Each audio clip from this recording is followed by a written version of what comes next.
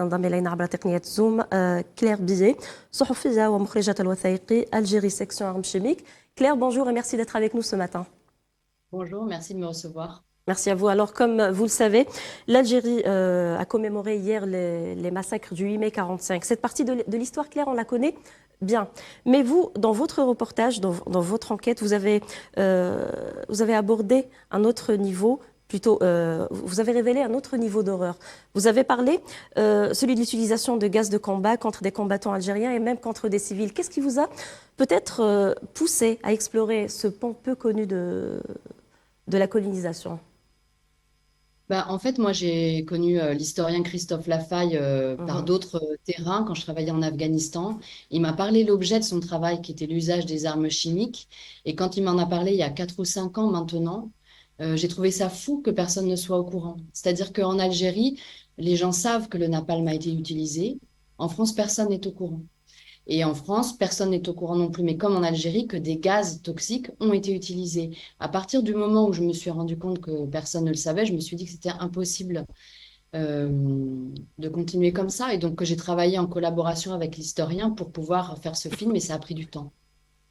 C'était donc une responsabilité en tant que journaliste. Oui, je pense, mais il y a plus, c'est plus large que ça, pour être tout à fait honnête. Je pense qu'il y a une question de citoyenneté, il y a une question de mémoire, de travail de mémoire Mhm. pour nous deux. Et cette mémoire qui est quand même en France en particulier très fracturée, quoi, qui est quasiment une sorte de mémoire portée d'une forme de guerre civile, elle est fracturée aussi parce qu'il y a des choses qui ne sont pas connues. Et donc c'est plus large que juste mon travail, je pense, de journaliste pour ce film-là.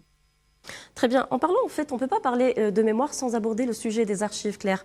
D'ailleurs, une grande partie de ces archives est toujours fermée pour des raisons de sensibilité, a-t-on expliqué. Pourquoi cette partie de l'histoire a-t-elle été si longtemps enterrée, selon vous? Je pense qu'il y a de multiples facteurs. Je pense qu'il y a un silence dans les familles, déjà, si on commence par la société en tant que telle, à la fois du côté des anciens combattants français de honte. Il y a aussi un silence du côté des Harkis. Il y a aussi une forme de silence quand même quand Mhm. les gens qui ont combattu, les anciens Moudjahidines, portent des traumatismes. Et après, à niveau étatique, il y avait une honte aussi, une gêne sur le passé colonial et les brutalités coloniales, et ça prend du temps. Je vous rappelle quand même que la reconnaissance de ce que la France avant appelait les événements, Mhm. donc la guerre, date des années 90. Donc c'est quelque chose qui se fait sur un temps trop long, à mon avis. Très bien. Vous avez consulté des documents français classifiés ou peu connus. Est-ce que certains éléments vous ont tout de même choqué lors de cette enquête?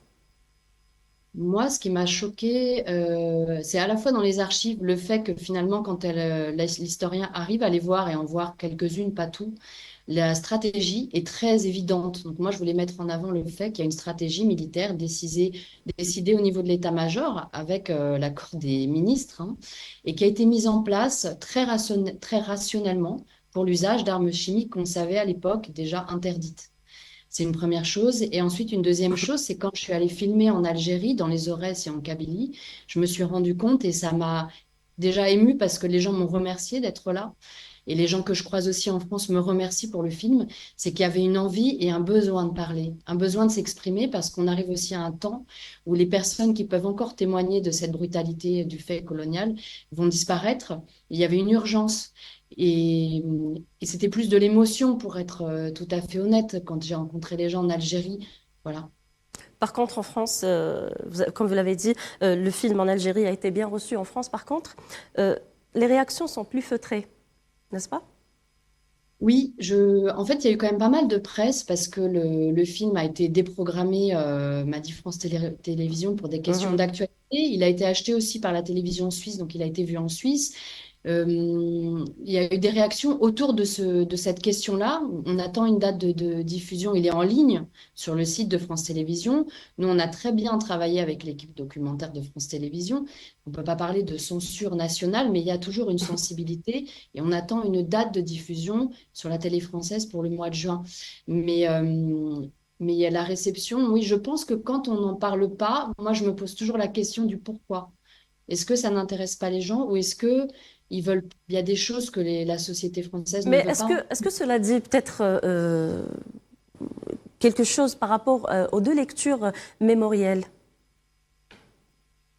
Bah, évidemment, chacun a son récit national, hein. Il y a l'Algérie a le sien, n'est-ce pas? Et la France a le sien. Et donc, je pense qu'il est toujours important de mettre les pendules à l'heure parce que la Mhm. France a aussi un récit national. Et il est clair que tout ce qui est des faits honteux de notre passé, on commence à les raconter, mais ça prend du temps. Et c'est une bataille qui existe en France aujourd'hui encore pour vraiment entendre les questions coloniales, décoloniales, anticoloniales. C'est quand même aujourd'hui quelque chose qui est difficile à faire entendre. Mm. Très bien. Votre film donne la parole à des vétérans, des témoins, des historiens. Peut-être, qu'est-ce que vous retenez humainement dans cette immersion dans la mémoire algérienne? La grande confiance que les témoins m'ont faite quand je les ai rencontrés et que j'ai pu les filmer.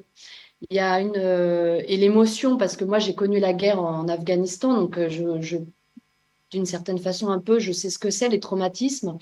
Et j'ai été émue par le fait que les gens se confient, sachant la difficulté de l'exercice, où parfois même on n'arrive pas à parler à ses proches. Et ça, c'est ce qui m'a beaucoup touchée quand j'étais en Algérie. Très bien. Claire Billet, si l'on vous dit le 8 mai 45, Algérie, que vous vient-il en tête aujourd'hui? Souffrance. Et je pense à l'importance de le dire. Voilà.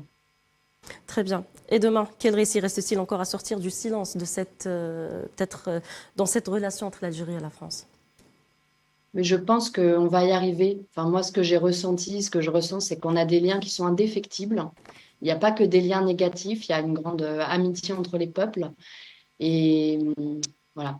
Et donc, je pense que les relations politiques ou géopolitiques sont temporaires, mais sur le long terme, ces liens sont indéfectibles. Très bien. Quelque chose à ajouter ou un dernier mot? Non, je vous remercie de m'avoir écouté.